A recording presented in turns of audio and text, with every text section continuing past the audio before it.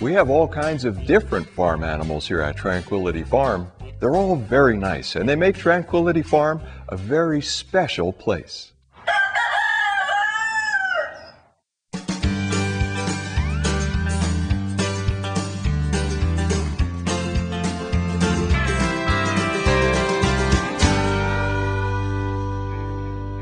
I'd like you to meet Matthew and Tierney and Eddie.